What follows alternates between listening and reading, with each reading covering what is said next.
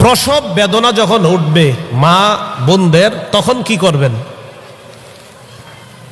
ইবনুল কাইয়িম রাহমাতুল্লাহ আলাইহির একটা কিতাব আছে আল ওয়াবিলুস সাইয়্যিব মিনাল কালিমাত তাইয়্যিব। এই কিতাবের মধ্যে উনি একটা বর্ণনা এনেছেন। রাসূলুল্লাহ সাল্লাল্লাহু আলাইহি সাল্লামের বিবি উম্মে সালামা এবং যায়নব বিনতে জাহাশ রাদিয়াল্লাহু তাআলা আনহুমা,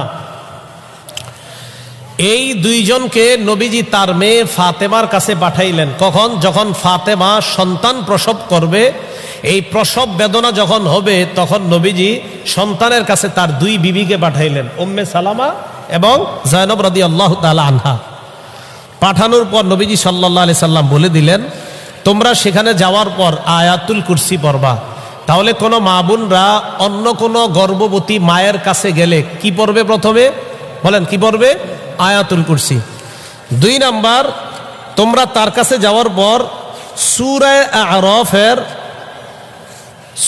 আ'রাফের 54 নাম্বার আয়াতটা তোমরা তার সামনে পড়বা।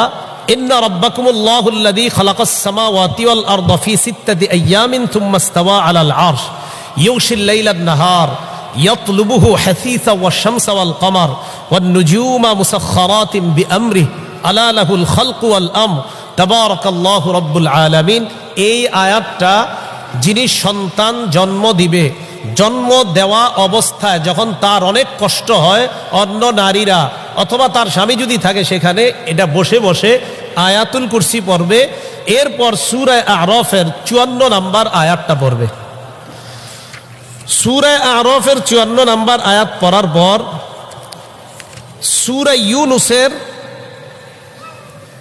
3 নাম্বার আয়াত পড়বে।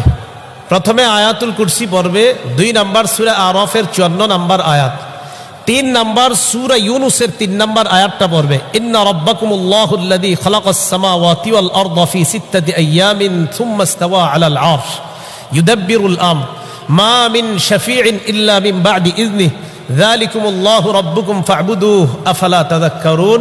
এই আয়াতটা পড়বে। তাহলে প্রথমে আয়াতুল কুরসি, এরপর সূরা আ'রাফের 54 নাম্বার আয়াত, এরপর সূরা ইউনূসের 3 নাম্বার আয়াত।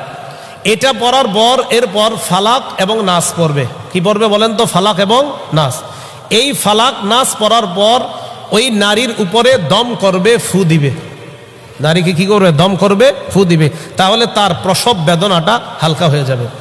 এখন কথা হলো, যিনি সন্তান জন্ম দিবে তিনি কি পড়বে ওই মুহূর্তগুলোতে? যদি তার সেন্স ঠিক থাকে, উনি যদি স্বাভাবিক অবস্থায় থাকে, তাকে একটা দোয়া শিখাইয়া দিবেন।